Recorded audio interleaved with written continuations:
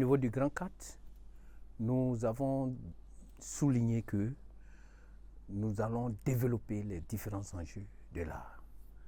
Et nous allons notifier cela. Grand 4.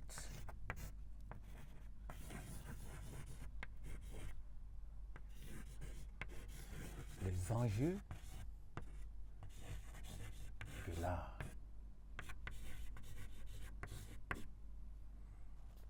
À ce niveau, en petit 1, nous allons parler de l'importance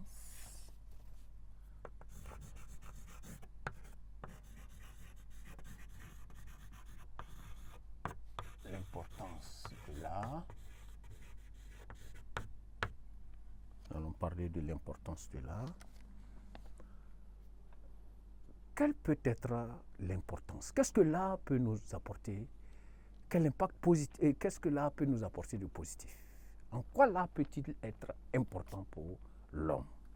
Ici, il faut noter d'abord que l'art a un impact positif sur notre bien-être mental. Notre bien-être mental, en ce sens que l'art nourrit d'abord notre imagination, nous permet de réfléchir, nourrit notre imagination, notre inventivité, notre créativité. Voilà, l'art stimule notre créativité. L'art est un moyen de communiquer également. Un moyen de communiquer à travers les œuvres d'art, on communique. On communique, permet de communiquer, de se connecter avec d'autres personnes, d'autres individus. Là, même avec d'autres générations, voilà, ou même avec d'autres cultures. Lorsque nous contemplons un chef-d'œuvre venant de la Chine, venant de la Russie, venant des États-Unis, venant de d'autres pays, c'est une manière pour nous de rentrer en connexion avec cette culture-là. Donc l'art est un moyen de communiquer, de se connecter à d'autres personnes, à d'autres cultures.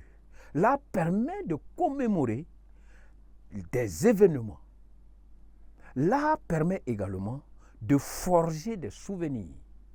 L'art permet de glorifier des individus. Si nous prenons le mausolée Thomas Sankara, nous voyons que ces deux éléments ressortent. Forger des souvenirs avec le mausolée, dès qu'on le voit, on se rappelle, on s'en souvient. L'art permet également de glorifier. C'est une manière aussi de glorifier le père de la Révolution. On peut dire aussi que, à ce niveau, que l'art joue un rôle important dans la construction aussi de l'identité des individus et aussi de l'identité des sociétés. Ça, c'est important.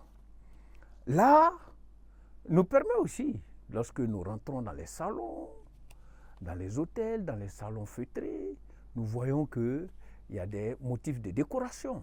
Et l'art peut servir à la décoration de notre cadre de vie. L'art sert à distraire, on l'a déjà vu. L'art offre l'occasion de s'évader, de s'immerger dans un monde imaginaire. Tout cela a été déjà vu sous une autre forme.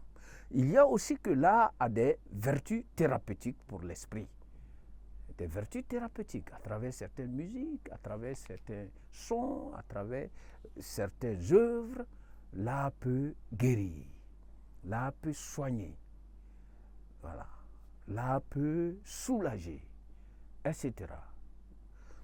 Nous allons, à l'issue de cette importance, montrer que toute œuvre humaine a deux facettes.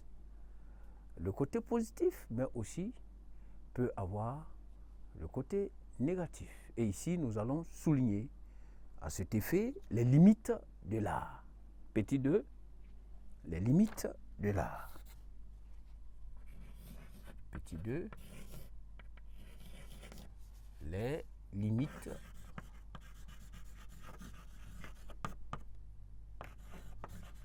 de l'art.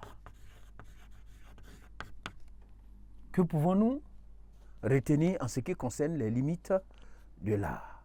Certaines œuvres artistiques véhiculent des messages qui incitent à l'immoralité et à la perversité. Ça, c'est quelque chose de fréquent, récurrent. Il y a aussi que l'art peut contribuer à ce niveau à la dépravation des mœurs.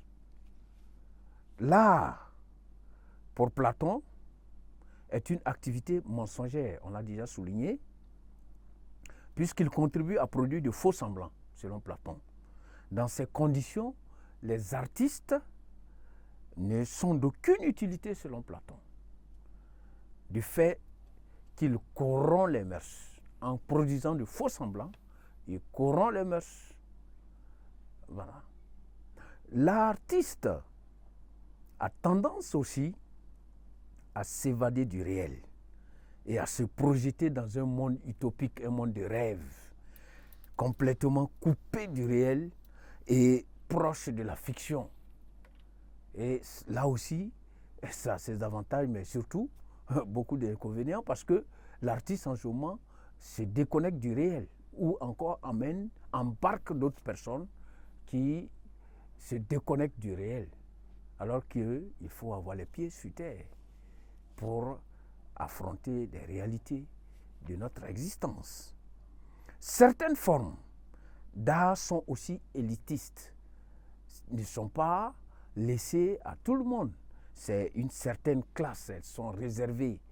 Certaines formes d'art sont réservées à une certaine élite, à une certaine classe sociale. Ce n'est pas laissé à tout le monde. Voilà. C'est juste pour certaines élites. Donc, certaines formes d'art ne sont pas accessibles à tout le monde. Il y a le fait que l'art est parfois exploité à des fins de propagande et d'endoctrinement. Et là, ça peut aussi être très négatif. Et c'est ce qui est, nous pouvons dire que ce que nous vivons aujourd'hui, des œuvres d'art aussi sont utilisées. Voilà. Des œuvres d'art sont utilisées. Des artistes même sont utilisés pour renforcer souvent même l'axe du mal. Voilà. Nous prenons l'exemple à Kidal. Des œuvres d'art ont été détruites. Des œuvres depuis certains centenaires, des œuvres centenaires ou millénaires ont été détruites par ceux qui l'axe du mal. Pourquoi? Parce que pour eux, ces œuvres-là peuvent véhiculer des idées ou encore peuvent avoir des tendances contraires à leur idéologie. Ou encore vice-versa. C'est pourquoi on peut parler de l'art comme peut être exploité à des fins de propagande ou d'endoctrinement. En conclusion, nous allons dire que nous allons retenir surtout, pour conclure ce chapitre, que l'art poursuit le beau et revêt une dimension spirituelle. Malgré les griefs de l'art, l'art reste tout de même d'une importance capitale, certaine, car aucune société ne pourra s'épanouir si elle se débarrasse de ses artistes. Aucune société ne pourra s'épanouir. Les artistes ont une place essentielle et fondamentale dans l'épanouissement des différentes sociétés humaines. Merci pour ce chapitre. Merci pour votre attention. Nous allons procéder par la suite à au moins un exercice pour renforcer les acquis. Merci.